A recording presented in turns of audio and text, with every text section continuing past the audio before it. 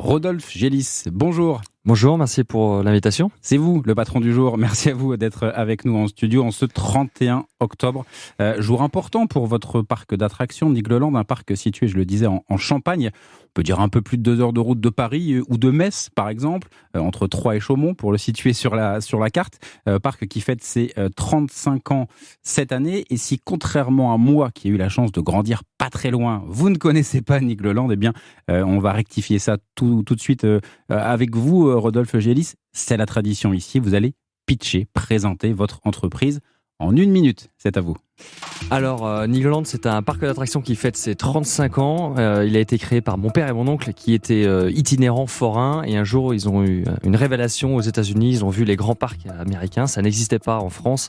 Ils se sont dit, on va en faire un au milieu de nulle part, donc près de Troyes, parce qu'ils se sont dit un jour les gens voudront sortir, s'amuser, mais à la campagne et pas en ville. Voilà, donc Nigloland, c'est dans le creux d'une vallée, en plein milieu de la Champagne, entre les vignes et la forêt. C'est merveilleux. C'est un parc qui est différent des autres, puisque nous, on est dans un parc régional, celui de la forêt d'Orient, qui est protégé. Donc nous, on a l'écrin de verdure et on a mis des attractions à l'intérieur. Et je pense qu'il fait sens de plus en plus maintenant entre écologie, protection de l'environnement. Et voilà, nos attractions se fondent dans le décor naturel. Maintenant, on a un hôtel, on va en construire un deuxième en 2024. Donc moi, mon but maintenant, c'est de transformer le parc en destination. Et on va bosser aussi sur les mobilités pour que vous puissiez venir autrement que par votre voiture. Parfait résumé en 1 minute et 3 secondes. C'est totalement validé. Rodolphe Gélis avec vous. Donc on va revenir effectivement sur cette histoire familiale. 35 ans donc d'histoire pour Nigloland. 20 ans d'Halloween. On va y revenir un petit peu plus tard. Vous, tout simplement, comment est-ce que vous êtes arrivé dans l'aventure Nigloland ? Eh bien, moi, j'ai pas forcément voulu travailler dans l'entreprise de mes parents et je travaillais, à vrai dire, pour Marvel et la Walt Disney Company au Moyen-Orient.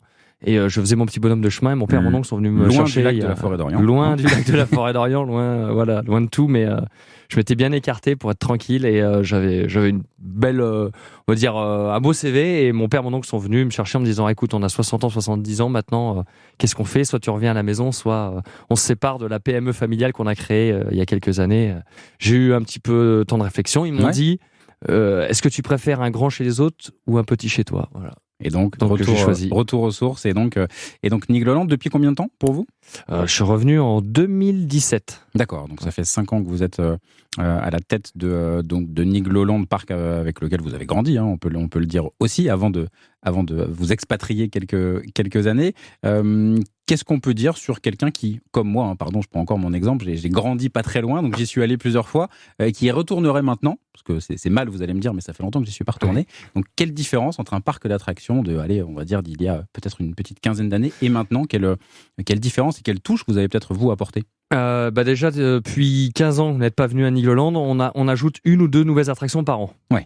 Donc vous avez quand même raté pas mal de choses. Il y a du retard. Voilà, et on va dire que ma touche personnelle depuis 2017, qui suis quand même je suis un écolo convaincu et j'essaie d'être convaincant, c'est de pas mettre une simple attraction où les gens vont monter dedans, rigoler, s'amuser. Ça, c'est la base, c'est l'ADN familial de l'entreprise, mais je veux y ajouter le côté un peu écolo, ludique, d'expliquer un petit peu aux enfants, parce que voilà, Nigloland, il y a une attraction qui passe au-dessus de la rivière, qui passe dans la forêt, donc c'est un petit peu leur expliquer l'importance de la nature, l'importance de la forêt, l'importance de la respecter, l'importance de pas la salir, la polluer, donc mais on essaie de pas être un peu chiant comme l'école ou autre. On essaie quand même, c'est un parc d'attraction. On est là pour s'amuser. On est là pour s'amuser, mais si on apprend 2-3 choses, c'est pas plus mal. Et donc c'est vraiment dans cette logique-là que chaque année vous vous dites bon, ok, quelle attraction on va sortir, qu'est-ce qui va nous permettre d'être innovant, de faire aussi un peu la différence, de donner envie de venir chez nous. Dans cette logique-là, forcément, est-ce que c'est dès la conception, on se dit bon là, on pourra peut-être faire un peu de pédagogie en restant ludique, c'est vraiment à chaque fois l'objectif ? Ça l'est maintenant, c'est la ligne de conduite que j'ai donnée à mes équipes, et l'exemple même, c'est de ne plus être, je veux plus être expansif, je veux plus agrandir le parc, je veux le faire grandir, l'améliorer, le réhabiliter de l'intérieur. Pour moi, c'est ça le plus important. Donc plutôt des travaux en interne quand il y a besoin, mais pas forcément besoin d'aller exactement. Moi, je prône le mieux, en vrai.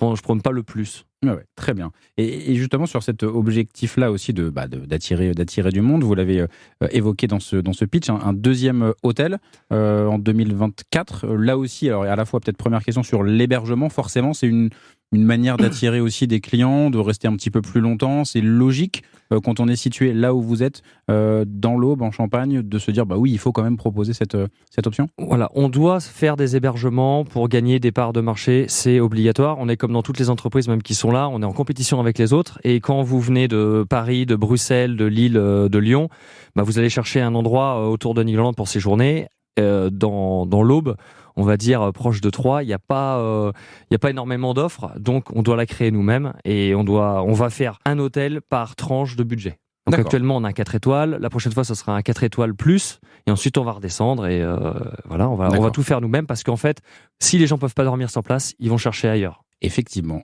Pour revenir sur maintenant, je veux venir à Nigloland, moi, rattraper mon retard et découvrir quelles sont les attractions phares du moment. Qu'est-ce qui fonctionne? Qu'est-ce qu'on va voir à Nigloland qu'on ne va pas voir ailleurs? Alors, déjà, on a la plus haute tour en chute libre du monde. Voilà, Ouais. donc on vous monte à plus de 100 mètres de haut et on vous lâche dans le vide. Donc ça, c'est assez horrible, mais ce qui permet d'avoir une belle vue sur le vignoble de Champagne. Ok, vendu comme ça, pourquoi Voilà, pas. on a l'unique water coaster, on appelle ça à Nigloland, qui s'appelle Krampus Expedition. Donc c'est une vraie montagne russe, mais qui finit dans l'eau. Ok. C'est vraiment une attraction hybride qui n'existe pas ailleurs. Voilà, donc c'est un petit peu bizarre à raconter, mais faut le venir vivre. l'essayer. C'est ça. Voilà, Donc et à ça, chaque- c'est assez récent. Ça date de l'année dernière. C'est ça, hein, voilà. Voilà, donc c'est pareil, c'est une attraction qui va un peu dans la montagne. On a recréé tout un village en bois fabriqué par des entreprises locales. Donc il y a toute une démarche un petit peu logique, on va dire, dans ce qu'on fait. Alors, on va parler un peu d'Halloween. C'est le jour J. Chez Nigloland, c'est quelque chose de quasiment historique. Ça fait à peu près. Attendez ce petit bruit là. On est dans la forêt là, doucement mais sûrement. On ne sait pas ce qui peut se passer. Voilà, Nigloween, à quoi ça ressemble et pourquoi? Là, c'est peut-être du coup votre père, votre oncle, qui assez vite, peut-être aussi avec cet ancrage américain, qui a voulu intégrer ça assez rapidement. Alors, c'était évidemment, voilà, on fête les 20 ans d'Halloween. On était le premier parc en France à le faire. C'est une fête effectivement américaine, mais qu'on essaie de franciser maintenant, D'accord. puisqu'on raconte désormais des histoires. C'est pas juste mettre des citrouilles à droite à gauche, c'est qu'on a 2 directeurs artistiques qui bossent que sur Halloween toute l'année. Et en fait, c'est des personnes qui lisent beaucoup. Donc là, on a sorti une nouvelle décoration sur la bête du Gévaudan. En fait, on essaie de sortir des vieilles légendes comme le Krampus. Krampus, c'est un démon des Alpes qui punit les enfants méchants. Ah ouais, pas mal. Voilà, donc en fait, on cherche des vieilles histoires qui sont même plus connues par les Français ou les Européens. On essaie de les remettre un petit peu au goût du jour et on crée tout, nous, on dessine tout sur ordinateur. On a des imprimantes 3D assez immenses pour tout sortir. Après, on peint à la main et voilà, on embellit le parc, on transporte les gens dans une histoire. Ça prend combien de temps de mettre en place une attraction? Alors, j'imagine que forcément, elles se copie-collent pas toutes. Parfois, ça peut être plus longtemps, mais c'est que forcément, là déjà, vous êtes déjà sur celle de 2024, 25, 26 ou pas tout de suite? On est sur celle de 2027, 28 là. Allez, d'accord, ok. Ouais, faut voir assez long terme parce que après il y a des problèmes d'approvisionnement, mais surtout que du moment où tu commences à avoir les idées, à la designer, au moment où tu la commandes, tu la reçois, tu la mets en place, tu l'ouvres, il se passe 5-6 ans. 5-6 ans pour être... Et donc, du coup, il faut effectivement anticiper les goûts du public à 5-6 ans. C'est forcément ça l'enjeu, ou en tout cas, leur faire passer le message que c'est ce type d'attraction qu'ils ont envie de Voilà, c'est de sûr tester. que la visibilité en ce moment sur 5-6 ans, elle est assez compliquée, elle est complexe, elle peut changer à tout moment, mais à un moment, il faut avoir une ligne, s'y tenir pour avoir une logique dans ton produit, dans ton service, dans ton entreprise. Voilà, il y aura le Covid nous a causé un petit peu de soucis, mais on est resté sur notre hôtel, on est resté sur nos nouvelles attractions, ça fonctionne, ça paye, voilà, c'est la stratégie. De toute façon, il n'y a qu'une stratégie long terme qui peut fonctionner, je pense. Il y a quelque chose de majeur pour vous, c'est l'impact environnemental, vous en avez parlé. Justement, comment on arrive à faire à trouver le bon équilibre entre, il faut se développer, innover et réduire son impact au maximum. Voilà. Qu'est-ce que vous arrivez à mettre en place? Déjà, on a 700 000 visiteurs qui viennent. Ça fait 700 000 personnes à nourrir, petit-déj, déj, nuitée. Ils viennent en voiture. Donc, actuellement, on est en train de faire notre bilan carbone. L'année prochaine, on aura le résultat et on va essayer d'être neutre le plus rapidement possible. Mmh. On a un environnement, nous, on composte déjà tous les déchets alimentaires des visiteurs qu'on réutilise dans le parc. C'est pareil avec les déchets verts, le pelouse, les gazons, les arbres, tout ça. L'année prochaine, on n'a plus de jetables. Donc, on est en train d'équiper tous les points de restauration en verrerie française. Donc voilà, ça va se faire petit à petit. Donc comme la dans beaucoup sobriété d'entreprises. énergétique, ça vous parle.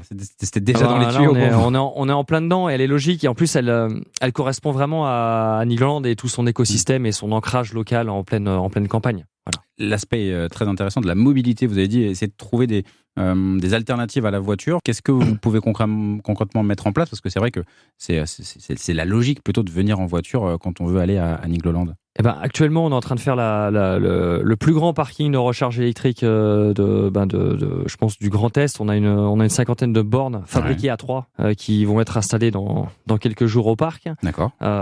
Après, ce sera aussi, on pourra faire beaucoup d'autres places, pardon. Ouais. Et ensuite, on travaille avec la ligne de train qui passe juste derrière le parc pour que les gens puissent venir depuis Paris Gare de l'Est à Nigloland directement et quasiment du sur-mesure qui soit du coup vraiment depuis la gare pour venir au parc. Exactement, on viendra vous chercher gratuitement et en 5 minutes vous serez dans le parc sans avoir pris la voiture ou le bus, quoi. Très bien, c'est très concret. Alors, on va revenir avec vous sur Halloween et ce week-end où vous avez été quasiment victime de votre succès, c'est ce que l'on peut dire? Victime, je sais pas, mais en tout cas, oui, ce week-end, le parc était assez bien chargé. On a eu nos records de fréquentation qui se sont alignés. Voilà, on a fait presque 40 000 visiteurs sur les 2 derniers jours. Donc record, là, pour ce week-end. Et donc, est-ce que du coup, vous dites déjà il faut anticiper le prochain Halloween pour peut-être réserver des créneaux tellement il y a de monde qui Alors vient, déjà, on essaie d'anticiper les prochains jours qui arrivent. C'est ça, parce que c'est pas fini. Ouais, c'est pas fini. Et surtout, oui, vous savez, pour Halloween, l'hôtel, par exemple, était plein depuis le mois de juillet, quoi. Ok. Donc anticiper à l'avance. N'hésitez pas à réserver Halloween 2023 dès maintenant. Je ne sais pas si c'est ouvert à la réservation. Les ventes, non, pas encore. Ce sera autour de Noël pour les réserves. Une petite alerte comme pour les grands départs pour les trains de la SNCF. Bonjour. Alors vous existez, en tout cas Artec existe depuis 2014. Après une période un peu compliquée à cause de la crise sanitaire, vous vous relancez avec de beaux projets. On voit tout cela dans un instant. La France bouge. La start-up du jour. Est-ce que justement, ça peut faire partie des choses que vous mettez en place ou pas, un peu de 3D, d'animation pour faire vivre un petit peu différemment certaines attractions? Alors, pas forcément. Si. En vrai, on utilise un petit peu en ce moment de projection le soir pour remettre en avant des bâtiments dans le parc ou notre grande roue en ce moment qui est éclairée avec une super projection pour Halloween. Mais notre cœur de métier quand même, c'est de vendre de la réalité. Tout court, en vrai. Voilà, c'est un peu contre. C'est complémentaire des cinémas ou tout ce qui est à écran, quoi. Oui, c'est ça, la réalité classique. Mais je comprends que ça puisse. On vit une expérience dans un parc d'attractions et ça peut permettre de redécouvrir sa ville, par exemple. Un parc d'attractions, il y a des moments où on se pose et on se dit, bah oui, c'est peut-être pas plus mal. Parce que voilà, quand on se restaure, quand il y a une attraction où il faut attendre un peu, ou alors plutôt qu'elle n'est pas adaptée justement à un enfant en bas âge, ça peut être. Une option, c'est ce que vous proposez déjà des choses dans ce sens-là, des poussettes, des sièges. Oui, on propose tout, comme quand vous allez en voyage dans un hôtel familial comme type Club Med. Surtout si on ne vient pas en voiture, vu qu'on viendra bientôt en train. Ou en drone, vous pourrez prendre votre petit sac escape pour venir à Nigloland, ça sera formidable en regardant la réalité virtuelle de monsieur. Parfait, le combo parfait. Que faites-vous pour vos salariés? Comment voyez-vous l'évolution du monde du travail? Europe 1, la France bouge. Demain, au travail. Alors avec vous, Rodolphe Gélis, je rappelle que vous êtes le directeur général de Nigloland. Si on parle recrutement, notamment en ce moment, c'est forcément des saisonniers ou pas que, parce que les saisons se succèdent et on peut y venir tout le temps à Nigloland en l'occurrence. Quels sont les enjeux du moment pour vous? Est-ce que c'est compliqué de recruter? On a eu quelques petites complications comme beaucoup d'entreprises françaises. Après, moi je pense qu'il faut répondre à toutes les problématiques et lever toutes les barrières. On a un hôtel, on a 8 restaurants, donc on recherche des gens avec des skills de restauration, barman, réceptionniste. Plein de compétences différentes. Exactement, mais c'est des gens qui deviennent de plus en plus rares et ils nous disent à chaque fois on a besoin d'être logés. Bing, on a construit un bâtiment avec des logements pour eux, c'est gratuit, on leur met un vélo à disposition pour qu'ils ne se déplacent pas en voiture pour aller bosser. D'accord. Faut faire un logement pour 1 mois, 2 mois, 3 mois en fonction de 6 mois. Ils sont là pendant 8 ou 9 mois. Ouais, c'est ça. Voilà, mais... Voilà, on a des problématiques. Les salaires, faut mettre des primes pour les personnes, je pense toutes les personnes méritantes. Ouais. Faut se plier aux nouvelles règles, mais c'est comme ça. parlons déguisement avec vous, Rodolphe Gélis. À Nigloland, alors vous êtes venu habillé de manière tout à fait classique. Vous n'êtes pas venu comme la mascotte de Nigloland, parce que c'était tellement évident pour moi que j'ai oublié d'en parler quand même. C'est un hérisson, Niglo. Eh oui, Niglo, ça veut dire hérisson en langage des gens du voyage. Voilà. Donc, on devait chercher une mascotte qui représente à la fois notre communauté et aussi la nature. Donc le hérisson qui est quand même en voie de disparition, donc c'est important. Effectivement, ça faisait sens. Donc alors, pour le coup, il n'est pas effrayant, ou il peut avoir une version Halloween Niglo avec des yeux un peu rougis? Ce soir, il sera terrifiant. Ah oui. Il aura les pointes en l'air, les épines, attention à lui. On imagine évidemment que ça peut faire peur, mais en souriant quand même. C'est un peu l'idée quand même. Même sinon, quand même, on se dit qu'on se fait un petit frisson quand même. Ouais, mais vous savez, chez nous, Halloween, c'est comme le parc, l'ADN, c'est familial. Voilà, il n'y a pas de tronçonneuse, il n'y a pas de sang, il n'y a rien. C'est ça. C'est pas massacre à la tronçonneuse non plus. C'est pas massacre à la tronçonneuse. Voilà, c'est globalement comme petit clown, c'est sorcières, les ailes d'ange et les hérissons. On va garder des bons souvenirs, comme Charlotte et moi, qui avons été régulièrement à Nigloland, et promis, on va y retourner. Pourquoi pas un séminaire européen, la France Bouge, tout ça. On va proposer ça à la direction. Très bonne idée. chez Nigloland. C'est déjà la fin de notre émission des parcours de vie d'entrepreneurs, des idées, de l'audace, les ingrédients pour se lancer dans cette aventure de l'entrepreneuriat. Cela continue demain, évidemment. Je serai ravi de vous retrouver entre 13h et 14h dans un instant sur Europe 1. Le Flash, suivi de Christophe Ondelat.